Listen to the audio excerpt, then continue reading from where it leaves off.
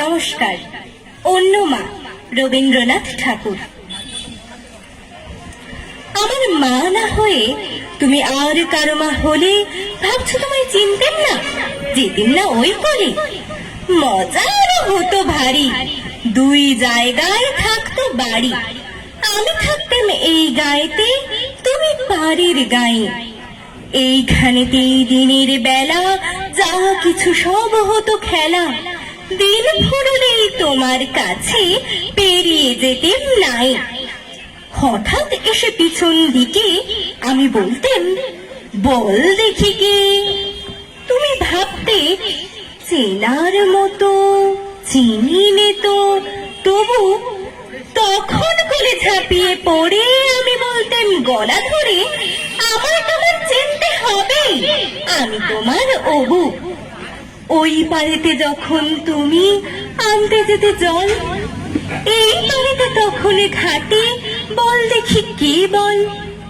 কাগজ গড়া নৌকোটিকে ভাসিয়ে দিতেম তোমার দিকে। যদি গিয়ে পৌঁছতো সে, বুঝতে কি সে কার। সাঁতার আমি শিখিনি যে, নইলে আমি যেতেম নিজে।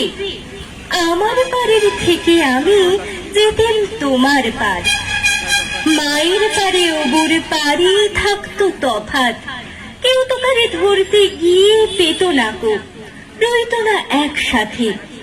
দিনের বেলায় ঘুরে ঘুরে দেখা দেখি দূরে দূরে, সন্ধে বেলায় মিলে যেত অবুতে আর মাতে। কিন্তু হঠাৎ কোনো দিনই যদি বিপিন মাঝি পার করতে তোমার পারে নাই হতো মা রাজি। ঘরে তোমার প্রদীপ জেলে, ছাদের পরে মাদুর মেলে বসতে তুমি। পায়ের কাছে বসতো ক্ষান্ত বুড়ি, উঠতো তারা 7 ভাইতে, ডাকতো শেয়াল ধানের খেতে। পুরো ছায়ার মতো বাদুর কোথায় যেত ওরে। তখন কি মা দেরি দেখে ভয় হতো না থেকে থেকে পার হয়ে মা আসতে হতোই অবু যেখানে আছে। তখন কি আর ছাড়া পেতে, দিতেন কি আর ফিরে যেতে। ধরা পড়তো মায়ের ওপার অবুর পাড়ের কাছে। নমস্কার।